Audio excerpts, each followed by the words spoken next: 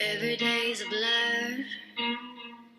Sometimes I can't tell what day it is. Don't know what day it is. Can you tell This past me week what has been day full of it revelations, is? feelings, realizations, truth-telling, deep thoughts, fun adventures, friendship, love, basically all the important things. So much has happened it's taken me 2 days to actually finish this sentence. And still, I can't quite collect my thoughts enough to get them down and outside of myself. Perhaps it is still stirring within me. I am still trying to unveil my mystery. I am still unveiling myself and trusting in the mysterious. Let go, let in, and embrace. I have been reading Thomas More's book, Care of the Soul, for my Inquiry into True Nature class, and his language and view of the soul and psychotherapy is something that I absolutely believe in. I want to be a more human being, as Grace Lee Boggs and Jimmy Boggs phrase it. What has struck me to the core while reading Moore, however, are his questions. Where do I run up against a wall when I look into my own heart? What is the limit? I am going to be living with these questions this month. They are what my soul yearns for, and I am ready to begin to see, touch, and go into them, their unknown corners, their wounds, their mysterious history, their body wisdom, and endless stories. Alzak asks, what is sacred in your daily life? How do you want to have soul in your life? Sacredness for me arises through an openness and appreciation of the beautiful in life, actions, moments, objects, self, others, and the interrelationships between all things. I see beauty everywhere and in most things, and the love that cultivates within me amounts to what I know of the sacred. Ever since I can remember, at least twice a year, I will experience a feeling of all of history and all of life for all of time flowing through me. It is the most beautiful feeling of pure energetic connection, and I used to chase that feeling of true source and my desire for transcendence through philosophy, poetry, interpersonal relationships, and psychic visions.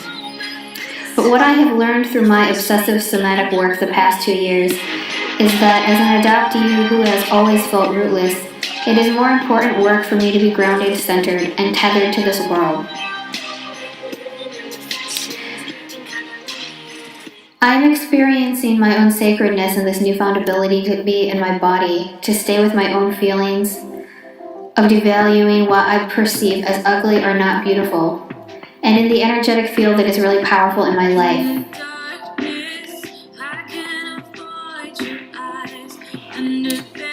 I'm learning to recognize my own soul's whispers and outward expressions. I'm finding the teachers and mentors to guide me through the process. I'm learning how to break up resistance in my body and open myself up to new levels of openness and connection that are realer and allow me to see beauty in a different light.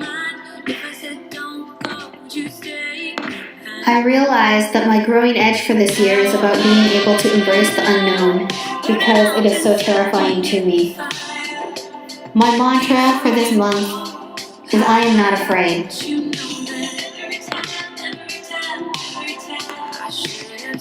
Today, I remember that poetry was the first way I came face-to-face with the soul and face-to-face with love.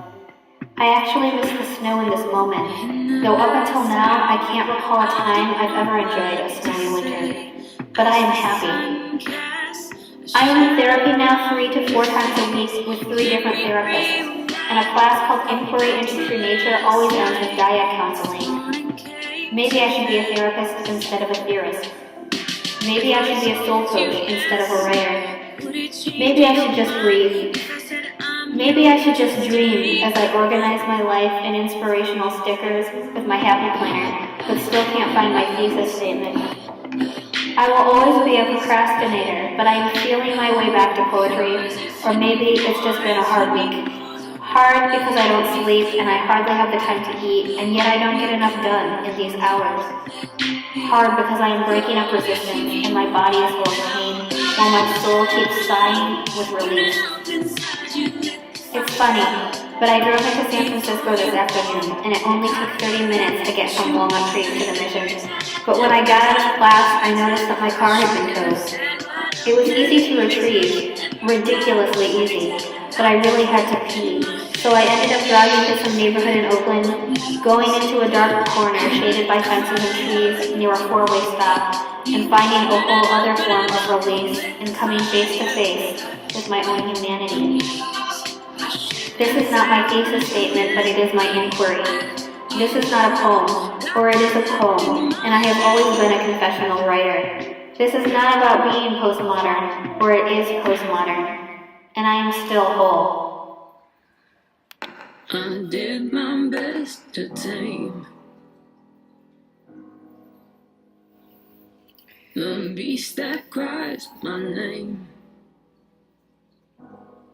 Flicker into a flame, into a raging fire I can't contain. Your temples and your graves give weary souls their shade. I was meant to fly with shadows in the sky. I cannot stay. I can hear the call of the wild. I can hear. When I think of my first kiss, it was neither deep nor interesting. It just was. And it was, in essence, mechanical instruction on how to kiss someone else, someone whom I could feel passionate about. I've forgotten the rules by now anyhow. Rumi said there is some kiss we want with our whole lives, the touch of spirit upon the body. Yes, I too want a kiss like that. I would embrace it, howl with it, kiss it until it faded into yearning. I've traced such yearning on the hands of the third woman I was in love with while lying in bed at night, gazing into the outlines that left so much unknown. I could kiss the unknown, but not her. It was sober. I wanted to know all of her, all of the years she spent listening for something that never came until those hands I loved so much would tear and strum at the strings of an old, out-of-tune guitar, tapping on the surface because she couldn't really play. So she emptied out another year in the only way she knew how to. She liked to trace the flat notes in her glass of wine too, before touching my body with those beautiful hands that knew no boundaries, no music, but the patterns of her own desires. I would lay in bed at night in college, tracing and retracing the memories of how I became silent and broken, angry and afraid, cautious and shattered. I would dream about a woman exactly like the third woman I fell in love with, because that kind of beauty has always been my ideal. I could see us holding hands and eating fish tacos on the lakefront, or walking down the street after her ankle bracelet was removed at the government facility in Stockton, or while I traced each vein and line of those hands at night in bed before we would wake up, and she would claim nothing happened in the morning. Maybe nothing did happen.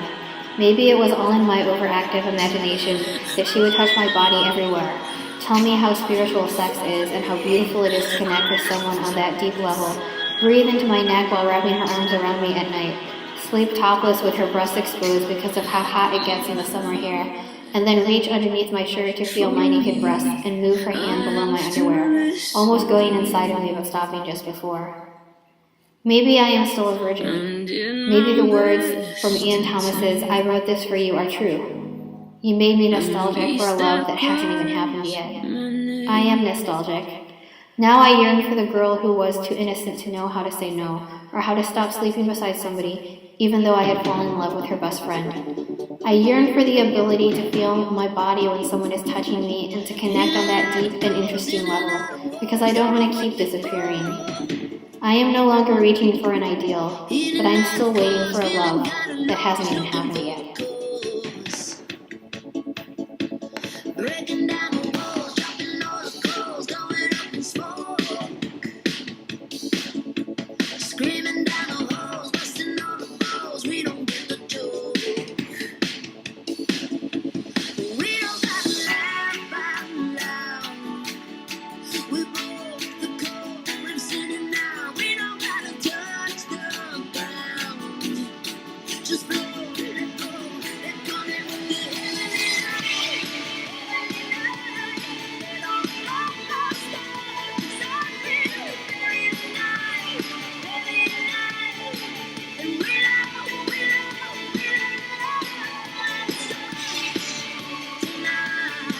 Tears